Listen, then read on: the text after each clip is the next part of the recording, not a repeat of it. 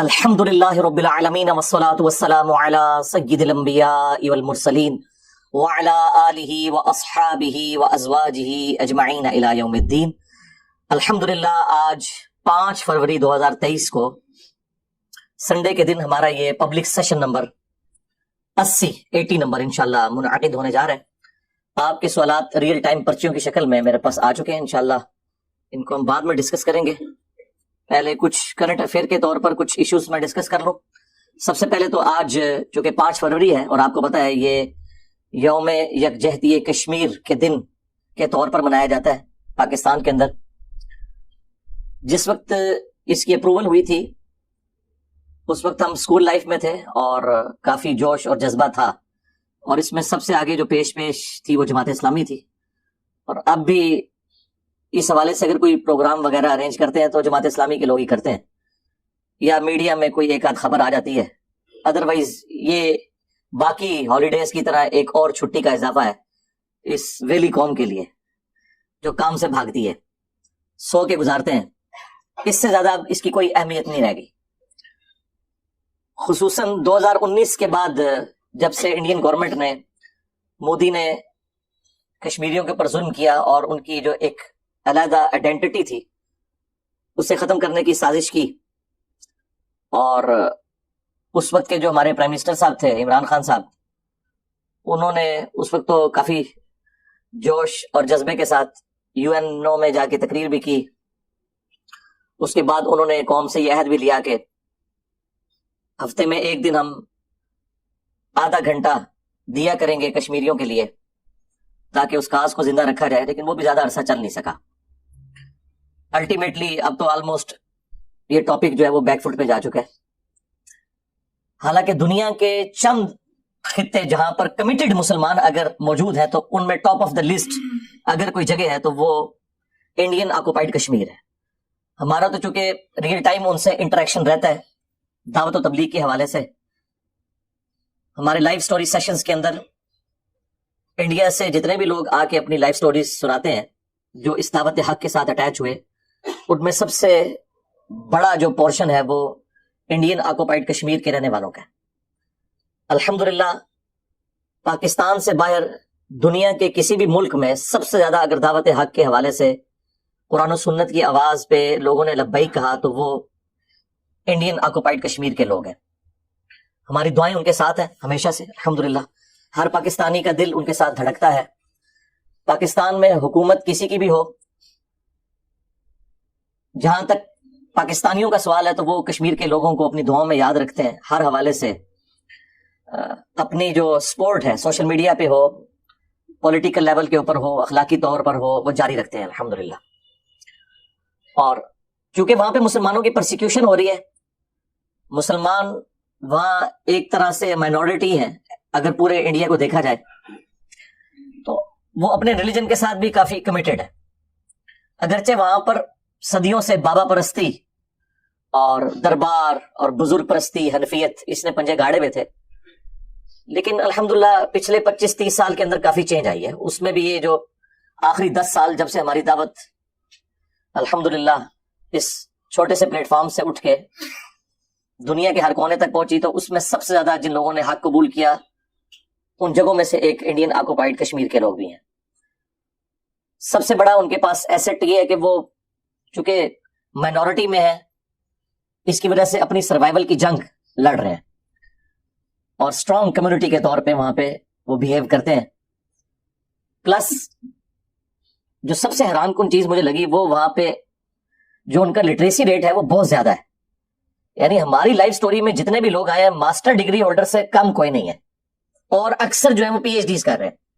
Matric وغیرہ چھوڑ دیں جی، بیچلر چھوڑ دیں، بندہ حیران ہوتا ہے کہ اس لیول پہ وہاں پہ اس حوالے سے ایجوکیشن کا سسٹم سٹرانگ ہے، اور اسی تعلیم کی برکت سے اعلیٰ پوسٹوں پہ بھی مسلمان ماشاء اللہ تعالیٰ پہنچے ہوئے ہیں۔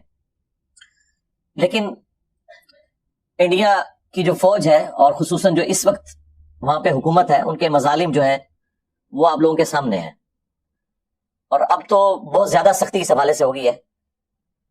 جو کوئی جہادی تنظیمیں کسی زمانے میں ایکٹیو تھیں وہ بھی آلموسٹ اب ختم ہو چکی ہیں۔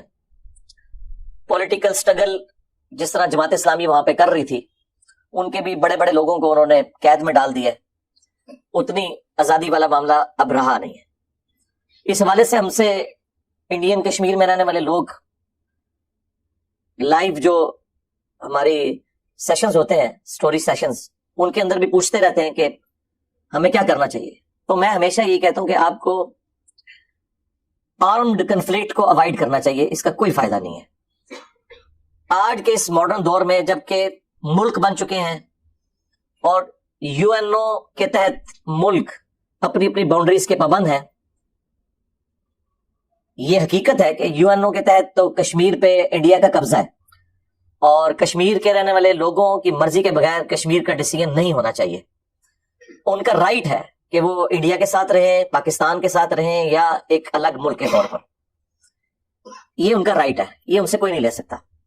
البتہ وہ کسی بھی صورتحال میں ہو، ہماری مورل سپورٹ مسلمان ہونے کی حیثیت سے ان کے ساتھ رہے گی، کیونکہ بخاری اور مسلم دونوں میں حدیث ہے، اللہ کے محبوب صلی اللہ علیہ وآلہ وسلم نے فرمایا کہ تمام مسلمان باہمی اخوت کے اندر، بھائی چارے کے اندر، اجتماعیت کے اندر ایک جسم کی مانند ہے۔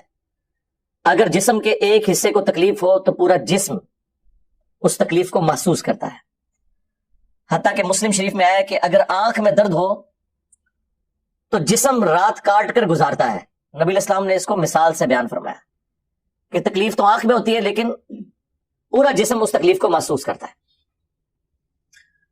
اور مسلم شریف میں ایک اور حدیث بھی ہے کہ جب کوئی مسلمان بھائی اپنے دوسرے مسلمان بھائی کی غیر موجودگی میں اس کے لیے دعا کرتا ہے تو اللہ تعالیٰ ایک فرشتہ مقرر کر دیتا ہے جو اس کی دعا پر آمین کہتا ہے، اور پلس وہ یہ کہتا ہے کہ اللہ تعالیٰ تیرے حق میں بھی یہ تمام دعائیں قبول کرے، آمین۔ تو یہ اللہ تعالیٰ کی طرف سے ایک اسپیشل پروٹوکول ہوتا ہے۔ تو ہم بھی کشمیری بھائیوں کے لیے دعا کرتے ہیں کہ اللہ تعالیٰ انہیں دنیا میں جو بظاہر یہ ایک بہت بڑی تکلیف سے گزرنا پڑ رہا ہے، ان کے لیے آسانی کی کوئی راہ نکال دے۔ اللہم احسن عاقبتنا فی الامور کلہا واجرنا من خزی الدنیا وعذاب الآخرہ۔ اللہم ربنا آتنا فی الدنیا حسنہ وفی الآخرۃ حسنۃ وقنا عذاب النار۔ ربنا آتنا من لدنک رحمہ وہیئ لنا من امرنا رشدا، آمین۔ بہرحال وہاں کے رہنے والے مسلمان بھائیوں سے میں ریکویسٹ کروں گا کہ خدا کے لیے کوئی ایسی ایکٹیویٹی جذبات میں آ کے پرفارم نہ کریں کہ جس کی تکلیف باقی مسلمانوں کو کاٹنی پڑے۔ آپ کو پتا ہے 1948 میں جب پاکستان نے اپنی فوجیں داخل کی کشمیر کے اندر تو مولانا مودودی رحمہ اللہ تعالی نے اس چیز کی مخالفت کی تھی۔ مخالفت اس چیز کی نہیں تھی کہ کشمیر میں کشمیریوں کی حمایت کے لیے فوج کیوں بھیجی، مخالفت اس چیز کی تھی کہ قرآن کی روح سے جس قوم کے ساتھ آپ کا معاہدہ ہو، جب تک آپ اعلانیہ اس معاہدے کو نہیں توڑیں گے ان کے ساتھ جنگ نہیں کر سکتے۔ تو وہ یہ کہتے تھے کہ ہمیں ان سے اوپن جنگ ڈکلیئر کرنی چاہیے، گوریلا جنگ کا کوئی فائدہ نہیں ہے۔ اس وقت تو ہماری اسٹیبلشمنٹ کو، ہماری عوام کو، پولیٹیکل لیڈرز کو یہ بات بری لگی، لیکن آج سب کو سمجھ آ چکی ہے کہ ان چیزوں کا کوئی فائدہ نہیں ہوا۔ At the end of the day loser Pakistan ہے۔ اس وقت پاکستان میں بلوچستان کے اندر بالخصوص، اور اسی طریقے سے پاکستان کے جو قبائلی علاقے ہیں ان میں بھی جو دہشت گرد تنظیمیں ہیں انہیں فیول سارے کا سارا انڈیا پرووائڈ کر رہا ہے۔ جس طرح کے پاکستان نے کشمیر غاز کے لیے یہاں سے مجاہدین داخل کیے تھے کشمیر کے اندر، اور بعد میں احساس ہوا کہ آج کے اس ماڈرن دور میں اس طریقے سے آپ کسی ملک سے کوئی حصہ چھین نہیں سکتے، ورنہ پھر وہ واپس ہو جائے گا۔ اب تو اکانومی کی جنگ ہے، اور وہ پاکستان کی حالت آپ کے سامنے ہے اس وقت کہ پاکستان نے کشمیریوں کی کیا مدد کرنی ہے، ان کے اپنے فارن ریزروز کتنے ہیں، یہاں پہ جابز کا کیا معاملہ ہے، اور سب سے بڑا ایٹم بم ہماری پاپولیشن ہے، 22 کروڑ سے تجاوز کر چکی ہے۔ اتنی ڈینس قسم کی پاپولیشن دنیا کے کسی ملک میں نہیں ہے۔ ہم کچھ عرصے میں امریکہ کو بھی آبادی میں کراس کرنے والے ہیں، اور ریسورسز آپ کے سامنے ہیں۔ اکانومی دن بدن پیچھے کی طرف جا رہی ہے۔ تو کشمیریوں سے بھی میں ریکویسٹ کروں گا کوئی ایسا معاملہ نہ کریں جس کی وجہ سے باقی مسلمانوں کے لیے مصیبت کھڑی ہو جو آپ کے ساتھ وہاں رہ رہے ہیں۔ جذباتی طور پہ یہ باتیں اچھی لگتی ہیں، لیکن قرآن و سنت کے دائرے میں جو چیز آئے گی اسی کو ہم سپورٹ کریں گے۔ اور وہی مودودی صاحب نے مخالفت کی کہ قرآن میں سورۃ الانفال میں واضح آیا ہے کہ جس قوم کے ساتھ تمہارا معاہدہ ہے تم اس سے جنگ نہیں کر سکتے جب تک کہ اعلانیہ معاہدہ توڑ کر ان کی طرف پھینک نہ دو. اور اسی کانٹیکسٹ میں ایک حدیث ہے سنن ابی داؤد کے اندر، جامعہ ترمذی کے اندر، کہ حضرت معاویہ رضی اللہ تعالیٰ عنہ کے دور ملوکیت کے اندر مسلمانوں اور رومنز کے درمیان ایک ٹریٹی تھی، ایک معاہدہ تھا. پرشین امپائر تو پوری کی پوری سیدنا عمر کے زمانے میں مسلمانوں کے انڈر آ گئی. رومنز نے بھی اپنا اچھا خاصا حصہ جنگ یرموک کے بعد لوز کر دیا. جنگ یرموک کے فوراً بعد اسی سال جنگ قادسیہ میں اللہ تعالیٰ نے پرشین امپائر بھی مسلمانوں کی جھولی میں ڈال دی. کچھ حصہ رومن امپائر کا باقی تھا، وہ جزیہ دینے پر سیدنا عمر کے دور میں آمادہ ہو گیا اور اسی وجہ سے ان کی سروائیول ممکن ہوئی. بہرحال وہ حضرت معاویہ رضی اللہ تعالیٰ کے دور میں ان کے ساتھ جو ایک پیس ٹریٹی تھا، جب اس معاہدے کے پورا ہونے کا وقت قریب آیا اور وہ ریگولرلی معاہدہ اپ ڈیٹ ہو جاتا تھا، تو حضرت معاویہ نے یہ ڈیسیژن کیا کہ ہم ان کے بارڈر پہ لا کے پہلے ہی فوج بٹھا دیں گے، جیسے ہی وہ ڈیٹ پوری ہوگی یکلخت ان پہ حملہ کریں گے اور ان سے ان کے علاقے چھین لیں گے.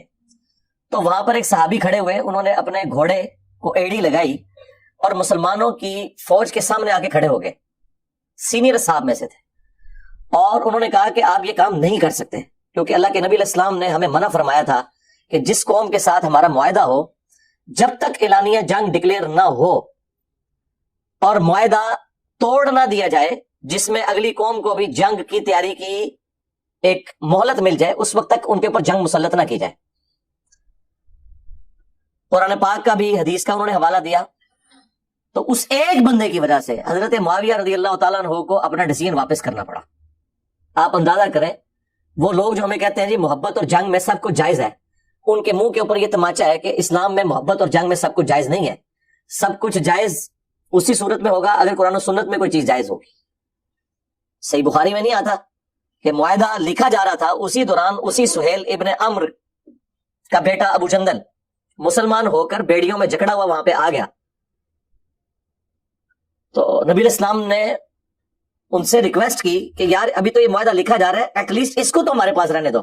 انہوں نے کہا نہیں، آپ کمٹ کر چکے ہیں کہ اگر ہماری طرف سے کوئی بندہ آپ کے پاس آئے گا آپ اسے واپس کریں گے، اور آپ کی طرف سے کوئی بندہ آئے گا ہم واپس نہیں کریں گے. اگرچہ یہ اس وقت وہ زیادتی کر رہے تھے، لیکن نبی علیہ السلام نے اس عہد جو کہ ابھی ٹرانزیشن پیریڈ میں تھا، ڈاکومنٹیشن فائنل نہیں ہوئی تھی، آپ نے ایکسپٹ کر لیا. اور آپ صلی اللہ علیہ وآلہ وسلم نے ابو جندل کو دعا دی اور کہا کہ ٹھیک ہے تم چلے جاؤ. آپ نے تو نہیں فرمایا کہ محبت اور جنگ میں سب کچھ جائز ہے، آپ نے کہا ٹھیک ہے میں اب یہ معاہدہ کر چکا ہوں. خیر اللہ تعالیٰ نے اس میں سے کیا خیر نکالنی تھی. انا فتحنا لک فتحا مبینا، صلح حدیبیہ کو تو اللہ تعالیٰ نے روشن فتح قرار دے دیا. اور پھر وہ اسلامک ہسٹری کا ہیرو ابو بصیر رضی اللہ تعالیٰ عنہ سامنے آئے، ان پہ آپ میرا تفصیلی کلپ دیکھ لیں. اللہ تعالیٰ نے کس طریقے سے وہ معاہدے کی شرائط جو کہ بظاہر مسلمانوں کے حق میں نہیں تھی، انہی شرائط کو مسلمانوں کی فتح کا سبب بنا دیا. الحمدللہ واللہ خیر الماکرین، یہ اللہ کی خفیہ تدبیر تھی. ہم ہر بات کو جی غیر مسلموں کی سازش ہے، یار غیر مسلم نے تو سازش ہی کرنی ہے نا آپ کے خلاف. آپ کی طرف سے انہوں نے حج اور عمرے ادا کرنے ہیں، صدقہ اور خیرات کرنا ہے اللہ کی راہ میں انہوں نے، آپ کیا کر رہے ہیں؟ اور اب آپ دیکھ لیں یہ ایک مصیبت آ کھڑی ہوئی ہے. اور یہاں ہمیں مطلب ایک کہانیاں کروائی جاتی ہے کہ جی وہ جی آج بھی ہو ابراہیم سا ایمان پیدا، آگ کر سکتی ہے اندازے گلستان پیدا. جی جناب بالکل، انشاءاللہ نہ ابراہیم جیسا ایمان ہوگا اور نہ کبھی آگ ٹھنڈی ہوگی. یہ شیرہ تو باہر نکلو اللہ سے بندے ہو، معجزات کا کوئی لینا دینا نہیں ہے. عام کیسز کے اندر وہ انبیاء کے ساتھ خاص ہے. اس کے بعد بھی اگر کرامت زیادہ سے زیادہ یہ ہو سکتی ہے کہ اللہ تعالیٰ کسی کی دعا قبول کر لے، ادروائز دنیا کو اللہ نے اسباب کے ساتھ جوڑا ہوا ہے میرے بھائی. رومنز اور پرشینز کے خلاف صحابہ اکرام نے باقاعدہ جنگیں کی ہیں، یار ہزاروں مسلمان اس میں شہید ہوئے ہیں، تب جا کے وہ کامیابیاں ملی ہیں. نگاہ مار کے کچھ نہیں ہوا، ہاں خالی دعائیں کرنے سے کچھ بھی نہیں ہوا. وہ تو نبی علیہ السلام کو اللہ نے ایک مختصر پیریڈ دیا تھا، اس کے اندر دین کا غلبہ کرنا تھا. هو الذي ارسل رسوله بالهدى ودين الحق ليظهره على الدين كله ولو كره المشركون. تو اللہ تعالیٰ نے غیبی مدد فرمائی، ادروائز ایسا نہیں ہوا کرتا. اور یہ خالد ابن ولید رضی اللہ تعالیٰ عنہ بڑی تھوڑی سی آرمی کے ساتھ رومنز کے خلاف غالب آ گئے. جی جناب اس لیے غالب آئے کہ خالد ابن ولید کے ہاتھ میں بھی تلوار تھی اور رومنز کے ہاتھ میں بھی تلوار تھی. اگر سامنے رومنز کے ہاتھ میں کلاشنکوف ہو اور یہاں سے 1000 خالد ابن ولید، میں نہیں کہتا یہ کہہ دیں گے گستاخی ہو گئی ہے، 1000 کو بڑے بڑے پہلوان جنگجو اس زمانے کے آ جائیں تو ایک کلاشنکوف سب کو بھوننے کے لیے کافی ہے. تو اس زمانے کی مثالیں دینا غلط ہے. تلوار بامقابلہ تلوار ہوتی تھی، لیکن آج زمین و آسمان کا ڈفرنس ہو چکا ہے. ہمارے پاس تو لیٹسٹ اسلحہ بھی نہیں لڑنے کے لیے اس لیول کا. اور جب یہ باتیں کرے کہتے ہیں بزدل کر رہے ہیں لوگوں کو، یہ نا بزدل نہیں کر رہے، آپ کو گراؤنڈ ریئلٹیز بتا رہے ہیں، آپ مثالیں غلط دے رہے ہو. آپ نے صدیوں سے مسلمانوں سے جھوٹ بولا ہے کہ جی مسلمان تھوڑے تھے تو کافروں پر غالب آگے. وہ اس لیے آئے کہ جب خالد ابن ولید یہاں سے تلوار لے کے نکلے نا تو رومن جنرل نے بھی تلوار ہی اٹھائی ہوئی تھی. اگر اس کے ہاتھ میں کلاشنکوف یا لیزر گائیڈڈ کوئی گن ہوتی تو حضرت خالد ابن ولید تو اپنی فوج سے باہر بھی نہیں نکل سکتے تھے. 2 کلومیٹر دور سے اس نے شہادت تک پہنچا دینا تھا. جو آج ہو رہا ہے یہ کے پی میں آپ دیکھ لیں، لیٹسٹ اسلحہ 2 کلومیٹر سے وہ تھرمل سینس کر کے وہ اکوپمنٹ لاک کرتا ہے کہ یہ بندے 2 کلومیٹر دور سے اور ایگزیکٹ ہٹ کرتے ہیں. اور ہماری پولیس کے پاس جس قسم کا ویپن ہے وہ تو 200 فٹ سے بھی نہ کام کرے. اندازہ کریں وہ جی تھوڑے تھے ہم غالب آئے خدا کے لیے. پھر سب سے بڑا ڈفرنس جو آ گیا وہ ایئر فورس کے اندر ہے. امریکن فوج کو 20 سال لگنے تھے یہاں افغانستان میں، 1-2 سال کی گیم تھی، بھاگ جانا تھا انہوں نے. اس لیے نہیں کہ وہ بسم اللہ پڑھ کے بم پھینکتے تھے جناب. طالبان نے اگر کامیابی حاصل کیا تو تلواروں کے ذریعے نہیں کیا ہے، ان کے پاس بھی لیٹسٹ اسلحہ تھا رشیا کا دیا ہوا. رشیا اپنا بدلہ اتار رہا تھا. جی ہاں، کسی بزرگ کی دعا سے نہیں وہ جیتے. آج لوگ مثالیں دیتے ہیں، دیکھ لیں ان کے پاس گاڑی ہے سب کچھ لیٹسٹ. کسی اجمیر شریف والے کی بنائی ہوئی گاڑی نہیں ہے، کسی بغداد شریف والے کے بنایا ہوا کوئی اسلحہ نہیں ہے. جی ہاں جی، بزرگوں کی بڑی خدمات ہے. تو تب وہ غالب آئے لیٹسٹ اسلحے کی بنیاد پہ. لیکن 20 سال لگے صرف اس وجہ سے کہ طالبان مار کھاتے تھے ایئر فورس کے اندر. ادروائز امریکن 1 سال نہیں وہاں نکال سکتے تھے. لیکن کیا ہے، وہ کارپیٹ بمنگ کرتے تھے، اتنی جانیں شہید ہو جاتی تھی مسلمانوں کی. لیکن اس میں چونکہ خرچہ ہوتا تھا تو وہ پھر آہستہ آہستہ ول ڈرا کر کے. ادروائز کامیابی تو ضرور ہے، لیکن یار یہ جو کامیابی ہے یہ کتنی تکلیف سے ہے. لاکھوں مسلمان شہید ہوئے، مینٹل ماڈلز بدل گئے لوگوں کے، وہاں کی نسلوں کا سوچنے کا زاویہ بدل گیا. آپ سوچ سکتے ہیں، اللہ نہ کرے کہ اس تکلیف سے اور کسی مسلمان ملک کو گزرنا پڑے. اینڈ پہ میں اس حوالے سے سب کے لیے دعا کروں گا، خواہ ہمارے کشمیر کے مسلمان ہوں، خواہ پشاور بم دھماکے میں شہید ہونے والے ہمارے مسلمان بھائی ہوں، خواہ مشرف صاحب، سب کے لیے ہم دعائیں مغفرت کرتے ہیں. جتنے بھی مسلمان فوت ہو چکے اللہ تعالیٰ ان کی مغفرت فرمائے، انہیں نیک کاموں کا اجر دے، برائیوں سے درگزر فرمائے، اور ہمیں بھی اپنی موت سے پہلے قبر و آخرت کی تیاری کرنے کی توفیق عطا فرمائے.